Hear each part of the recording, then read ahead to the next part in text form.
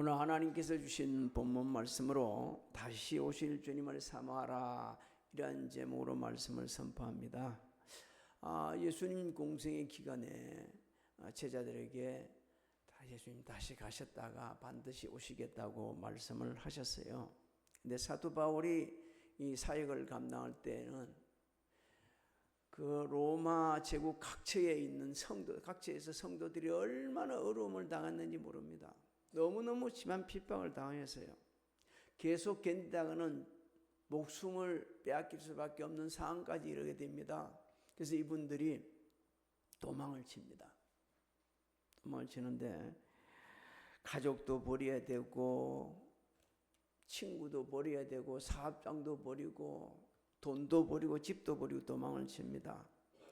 그래서 그 흩어진, 베드로 사도는 그들을 가리켜서 흩어진 나그네라고 말을 하죠.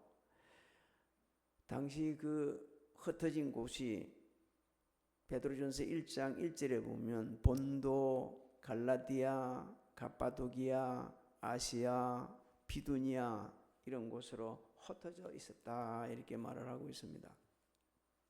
그들의 소망은요, 예수님 빨리 오시는 거예요. 오늘 우리 중에도 예수님 정말 빨리 왔으면 좋겠다 하는 분이 있을 줄 모르겠습니다. 차라리 사는 것보다 너무 고통스러우니까 빨리 오시면 정말 좋겠다. 또 어떤 분들은 아니야, 지금 오면 안 돼. 오면 나? 그 다음에 여러분이 답을 좀 해보소. 어디 못 가? 천국 못 갈 수도 있어. 좀 이따 오셔야 돼. 이렇게 하는 분도 있을 겁니다.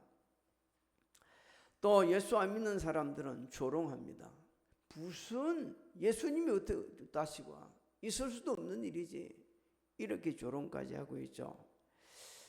사실 우리도 예수 믿은 지 수십 년이 되고 또 지금 예배를 드리고 있지만 예수님 다시 오심에 대해서 회의감을 가질 수도 있어요. 있을 수도 있어요. 하나님께서는 우리의 이 연약한 모습을 아시고 베드로 사도를 통해서 소망과 위로의 말씀을 주십니다. 우리 8절을 한번 읽어볼까요? 8절 말씀 시작. 주께는 하루가 천년 같고 천년이 하루 같다는 이 한 가지를 잊지 말라. 베드로 사도는 성도들을 향해서 사랑하는 자들아 일으킨다. 정말 사랑해서, 그 사랑한다는 이 말이요, 그냥 나온 게 아니고 너무너무 사랑한다는 얘기입니다. 예수님 사랑한다 그렇게 하면서 재림이 지연되고 있는 이 상황에 대해서 새로운 시간 개념을 제시하고 있는 겁니다. 그래서 주께는 뭐라고 그러죠? 하루가 천년 같고 천년이 하루 같다. 원래 이게 모세가 한 말이에요. 모세가 한 말을 지금 인용을 하고 있습니다. 그 시편 90편 4절을 한번 읽어볼까요? 시작.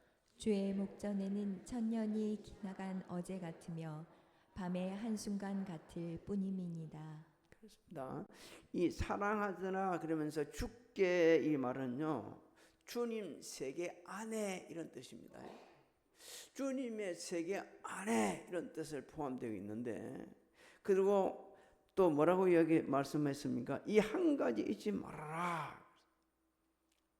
뭘 잊지 말라는 거예요? 주께는 하루가 천년 같고 천년이 하루 같다.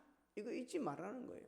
그러니까 여러분, 하나님은 온 천지 만물을 말씀으로 창조하셨습니다. 근데 하나님 입장에 보면, 하나님 관점에 보게 되면 시간에 길이, 내용이 없어요.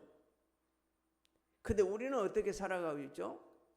하루는 분으로 따지고 시간으로 따지고 1년은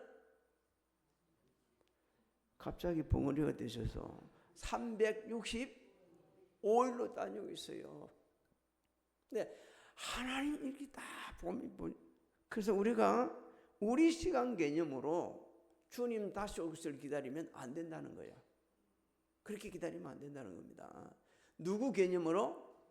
하나님의 시간 개념으로 우리가 이렇게 기다려야 되지, 그렇지 않으면 당대 사람들처럼 왜 안 오시지? 이렇게 한다는 거예요.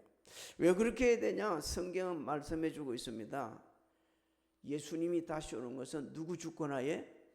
하나님만 아시고 하나님 주권하에 있기 때문에 그렇습니다.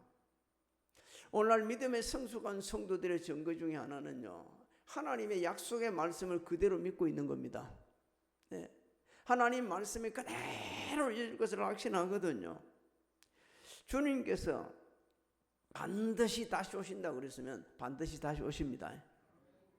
또 하나님께서 정하신 때 하나님께서 보내주실 것입니다. 우리는 그걸 믿어야 돼요. 그렇기 때문에 하나님의 관점에서 시간을 봐야 됩니다. 언제 오실는지 그건 주님 아시기 때문에, 하나님은 아시기 때문에.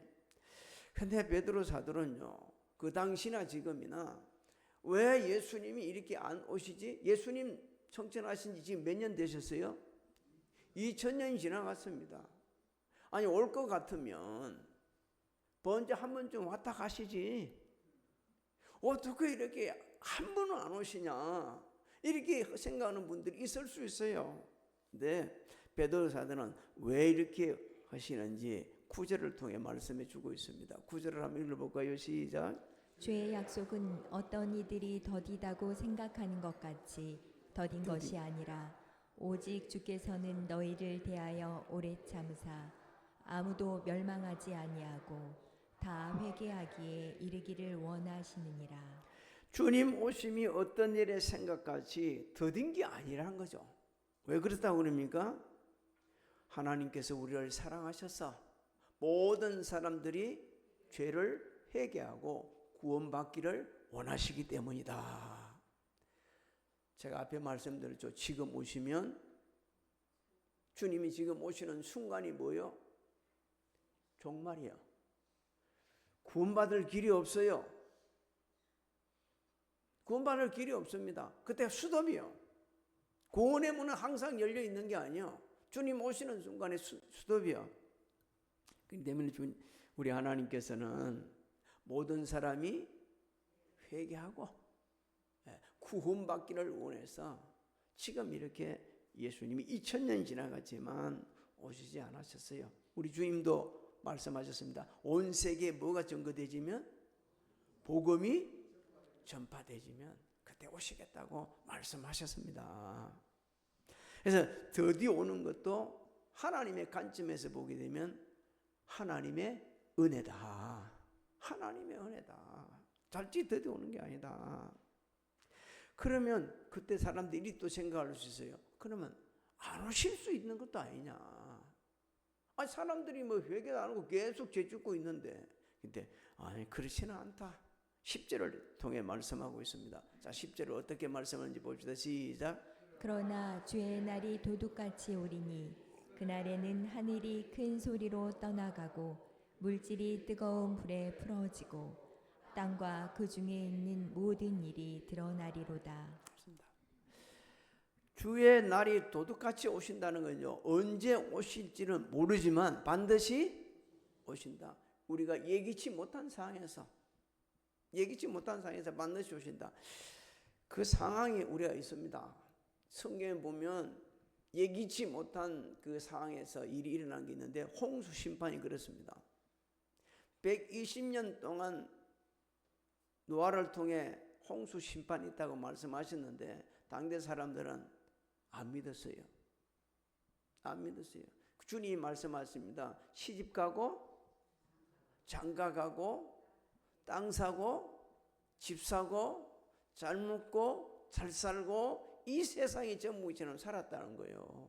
그런데 예기치 않은 시간이 어떻게 했어요? 홍수 심판이 이루어졌습니다. 우리 주님도 예기치 않은 시간에 오신다는 거죠. 언제 오실지는 우리는 몰라요. 그런데 반드시 오십니다. 그런데 우리는 깨어 기도해야 합니다. 기다리고 있어야 되는 거예요. 마태복음 24장 43절로 44절에 말씀하고 있습니다. 한번 읽어볼까요? 시작. 너희도 아는 바니 만일 집주인이 도둑이 어느 시각에 올 줄을 알았더라면 깨어 있어 그 집을 뚫지 못하게 하였으리라. 이러므로 너희도 준비하고 있으라. 생각하지 않은 때에 인자가 오리라. 맞습니다. 도둑이 언제 올 줄 안다면 딱 그 시간에 일어나면 되죠. 그 있으면 되죠. 근데 언제 올지 모르기 때문에 깨어 기다리고 있어야 되는 거예요. 우리 주님도 언제 오실지 모르기 때문에 하나님의 약속의 말씀을 붙잡아야 됩니다. 오늘 말씀해 주셨죠. 주의 날이 뭐같이 오신다? 도둑같이 오신다. 언제 오실지 모르겠지만 반드시 오시기 때문에 우리는 붙잡고 그 말씀을 붙잡고 기다려야 한다는 거죠. 우리는 할 수 있는 대로 복음을 전해야 됩니다. 맡은 일에 충성을 해야 됩니다. 왜? 하나님께서 우리에게 그 사명을 주셨어요. 그냥 가만히 앉아서 기다리는 게 아니고 네가 맡은 일에 충성 다하고 할 수 있는 대로 복음 전하고 선한 청지기 같이 섬김에 살아야 한다고 말씀했어요. 고린도후서 5장 18절 19절을 한번 읽어볼까요? 시작. 모든 것이 하나님께로서 났으며 그가 그리스도로 말미암아 우리를 자기와 화목하게 하시고 또 우리에게 화목하게 하는 직분을 주셨으니 곧 하나님께서 그리스도 안에 계시사 세상을 자기와 화목하게 하시며 그들의 죄를 그들에게 돌리지 아니하시고 화목하게 하는 말씀을 우리에게 부탁하셨느니라. 믿습니까? 우리에게 부탁하셨어요. 그렇기 때문에 우리는 복음을 전해야 되는 겁니다.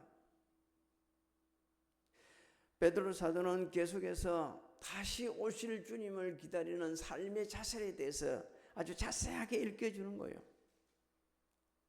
성도들이 어떤 행실, 어떤 자세로 살아야 하는가? 그게 11절 말씀입니다. 시작. 이 모든 것이 이렇게 풀어지리니 너희가 어떠한 사람이 되어야 마땅하냐? 거룩한 행실과 경건함으로. 이 모든 것이 이렇게 풀어지리니 그랬습니다. 예수님 다시 오시는 날이 종말입니다. 그래서 우리 다 해체되는 거예요. 세상이. 그렇기 때문에 우리가 주님을 다시 오심을 기다리는 것은요, 종말을 준비하는 거 되지고 사실상 우리 자신의 종말도 준비하는 거예요. 오래전에 우리 교회에 다니던, 지금 이름도 조금 잊어버려서 제가 죄송합니다만 그 사이는 지금 태국에서 가서 지금 선교사로 일을 하고 우리가 지금 교제를 하고 있어요. 근데 그 장인 어르신이 풍을 맞아요. 풍을 맞아서 한 번 맞으면 아닌데 3번을 풍을 맞아서 영 힘들었어요. 그런데 제가 갈 때마다 이렇게 얘기합니다. 딱 그 성경을 펴놓은 거예요. 예수님 중풍 환자들 고쳐준 거 성경을 펴놓은 거예요. 그 읽으면서 목사님, 예수님이 이렇게 치유해 줄 믿습니다. 그러면서 이렇게 이야기합니다. 여기서 못 고치면 어디 가서? 천국 가서 고쳐지게 될 겁니다. 천국 갈 때까지. 그래서 생을 이제 마친다고 해서 갔어요. 숨을 거두기 직전에 이제 가서 옆에 보고 있는데 예배 드리고 기도 대주고 그렇게 하고 있는데 참 그 순간이 진짜 힘들어요. 목회자이지만 힘들어요. 그 마지막 순간을 지켜보면서 기도해주고 또 말씀 읽혀주는 게 너무 힘들어요. 그게. 그리고 위로해야 되고 가족들을 위로해주고, 야, 호흡이 끊어지는 그 순간까지 내가 자세히 귀를 기울이면서 들어보니까 주님을 부르는 것 같아. 계속 주님을 부르고 있는 것 같아. 자녀구나. 그분이 잊어지지 않아요. 하나님은 오늘 우리에게 말씀합니다. 너희가 어떠한 사람이 되어야 마땅하냐 그랬습니다. 어떤 사람이 되어야 마땅하냐? 주님 오심을 사모하는 성도들 어떤 종류, 어떤 행동 양식으로 살아야 하느냐 이렇게 질문하는 거예요. 어떻게 우리 행동 양식, 어떤 종류의 행동 양식을 가지고 살아야 하느냐 그러면서 말씀을 주세요. 거룩한 행실과 경건한 마음으로 살아야 한다. 정말 주님 다시 올 네가 사모한다 그러면 여러분 거룩한 행실은 하나님께서 구별한 자로서의 삶을 살아야 된다는 거예요. 하나님께서 구별하셨어요 우리를. 그래 하나님 앞에 완전히 떨어진 자로서 정결하고 의로운 삶을 추구하는 그 삶이 다시 오실 주님을 사모하고 기다리는 자의 모습이라고 말씀하는 겁니다. 그 다음에 또 경건해야 된다. 하나님을 두려워하는 가운데 살아야 된다. 하나님 두려워하는 가운데. 여러분 경건한 삶 이렇게 하면요 조금 힘들겠지만 예수님 닮은 삶을 말합니다. 예수님 닮은 삶. 성경에는 예수님 닮은 삶을 사람들이 많이 있죠. 이방인 중에 로마 백부장이던 고넬로를 이렇게 표현하고 있습니다. 고넬로는 경건하여 온 지방과 더불어 하나님을 경외하며 많이 구제하고 하나님께 항상 기도하였다 이렇게 말씀하고 있어요.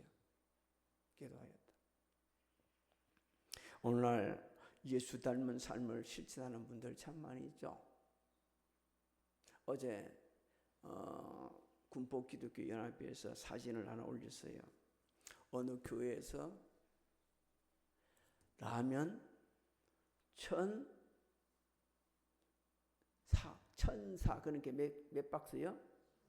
1,004박스 1,004박스 그래가지고 1,004 해가지고서 1,004박스를 드렸다고 저 군포 시에다가 다 놔놓고 말이요 사진을 찍어 올려놨더라고요.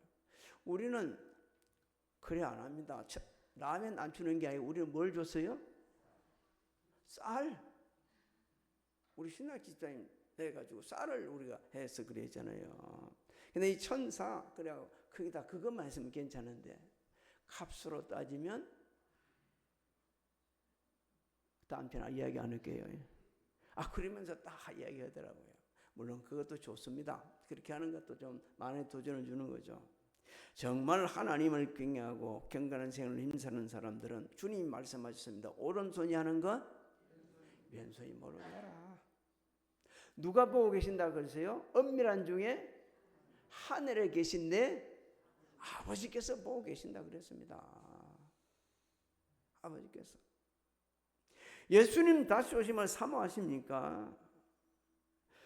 한 해 동안 정말 거룩한 행실에 힘썼습니까? 경건 생활에 힘썼습니까? 누가 안 알아줘도 괜찮아요.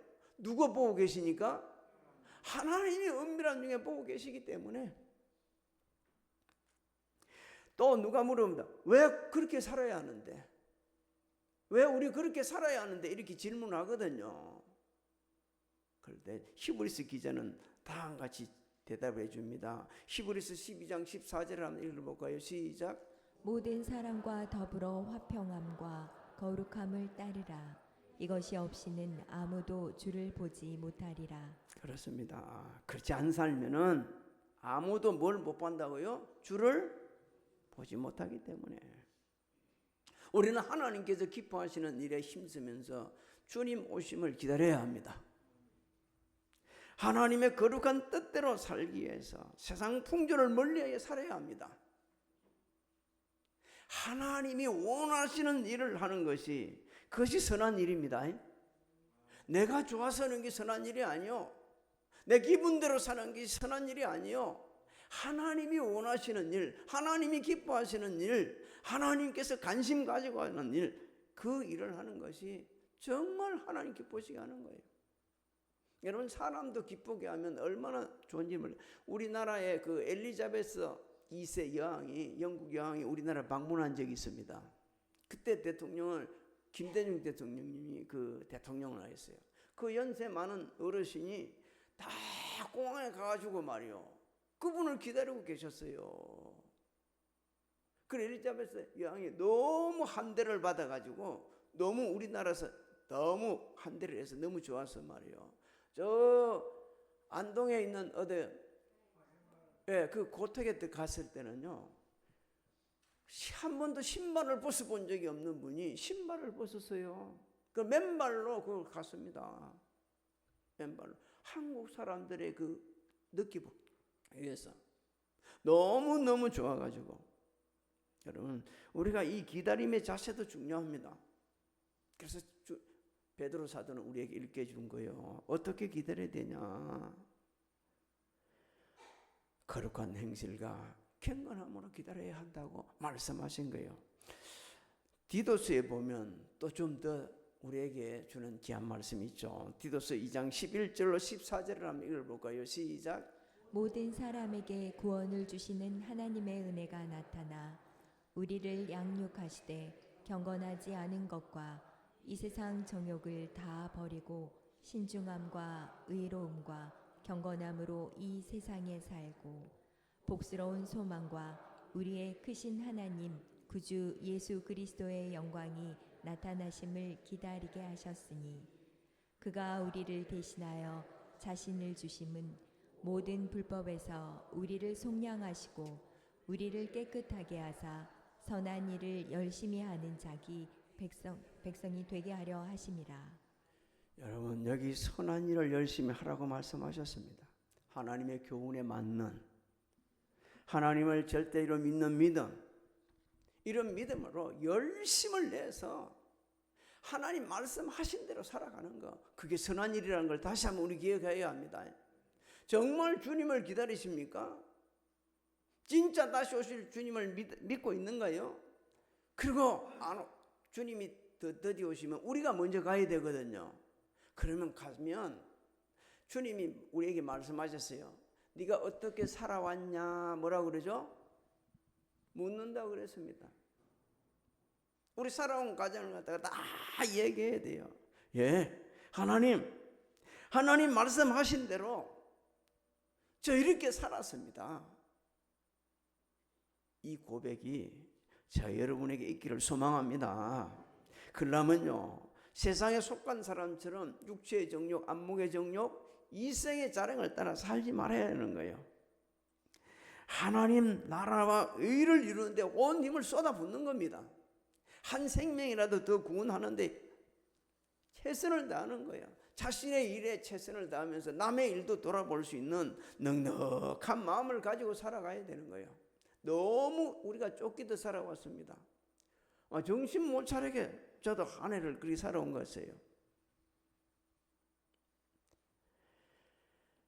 하나님께서는 우리가 그 주님 오심을 기다리며 살아오면서 여러 가지 견뎌야 될 일들도 많이 있는데, 극복의 일도 많이 있는데, 그 극복해가면서 살아가야 될 이유를 다시 한번 12절 13절을 통해 읽게 주십니다.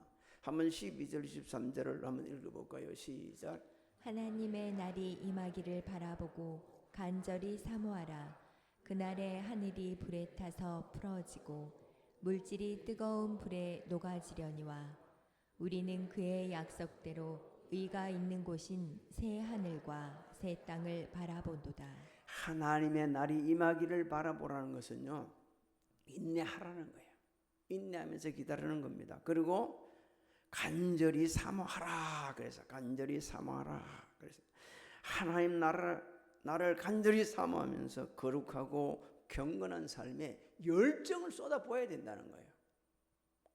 다른 일에 열정을 쏟아붓는데 진짜 주님을 기다리고 하나님의 뜻을 따라 거룩한 주의 일을 하고 그런 일에 열정을 쏟아부어야 되는데 그렇지 안 살고 있으니까 우리에게 이 말씀을 주시는 겁니다.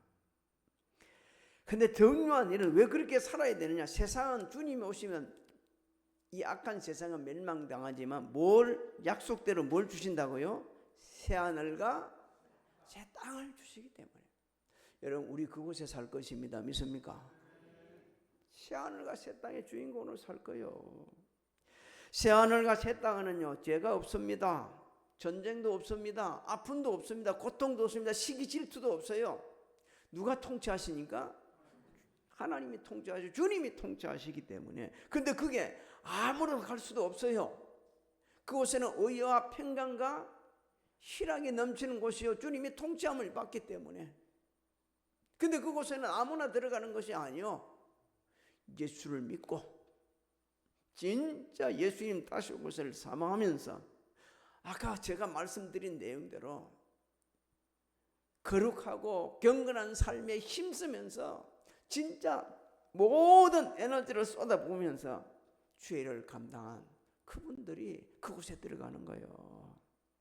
여러분 그렇게 살면 이 세상에 사는 동안도 천국 누리며 삽니다. 천국 누리는 것은 하나님의 통치받고 사는 거예요. 그게 로마서 14장 16절 17절에 기록되어 있습니다. 시작. 그러므로 너희의 선한 것이 비방을 받지 않게 하라. 하나님의 나라는 먹는 것과 마시는 것이 아니요 오직 성령 안에 있는 의와 평강과 희락이라. 하나님의 통치를 받으셔야 됩니다. 제가 영성대에 가지고 참 많은 은혜를 받았거든요. 그게 내노라하는 목사님들이 목회에 오면서 참 힘들었던 여러 가지 이야기할 때 참 저런 상에서 저렇게 생겼구나 했는데 한 분이 이런 얘기를 했어요. 자신은 5살 때에 어머님이 돌아가시고 8살 때에 아버님이 돌아가셨다는 거예요. 그래서 그냥 고아같이 살았다는 거예요. 그리고 부모님 사랑이 어떤 긴가 몰랐다는 거예요. 모른다는 겁니다. 자신이 결혼을 해서 아이들을 낳았는데도 부모의 사랑을 못 받아가지고 어떻게 사랑하는 것이 자녀 사랑인가 이것도 잘 몰랐다는 거예요. 그래서 하나님 은혜로 목회자가 됐어요.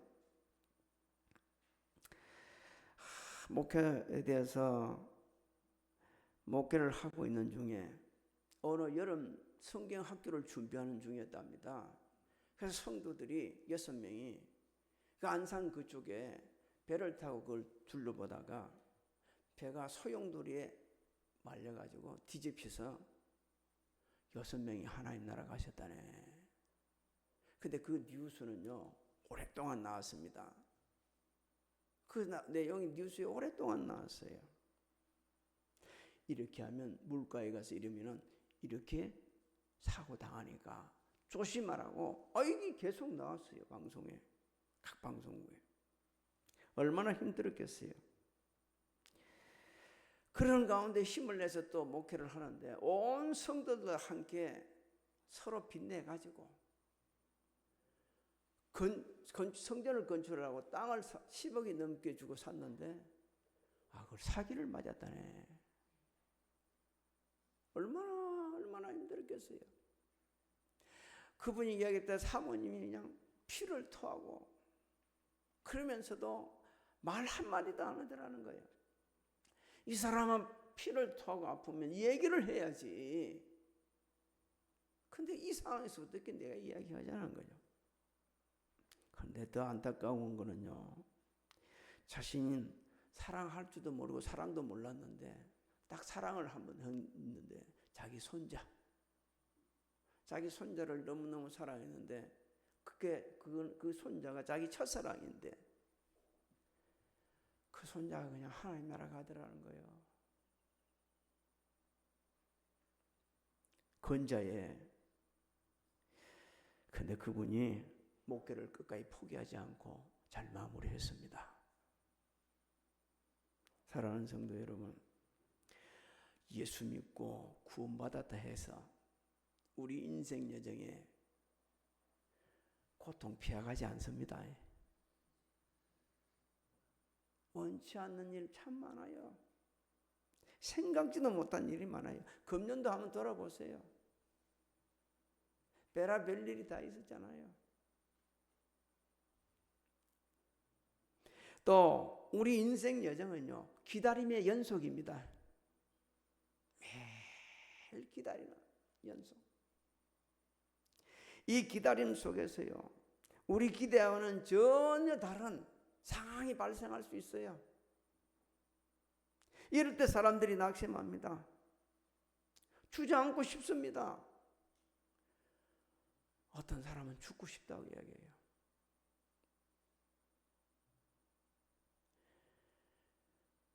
사도 베드로가 활동할 당시 성도들은요, 세상 일 때문에 죽고 그 고통당한 게 아니고 예수 믿는다는 이유 때문에 신앙을 지키기 위해서 죽일라 하니까 할 수 없이 도망을 쳤던 그런 사람들이요. 제가 튀르키예에 오래전에 갔을 때에 그 지하로 내려가는 거 보면요, 로마 그 핍박에 피해가지고 사람들이 막 군인들이 잡으러 오면 지하 속으로 싹 달려 들어가지고 물레로, 우리 저 영화에 보면 나왔던 거예요.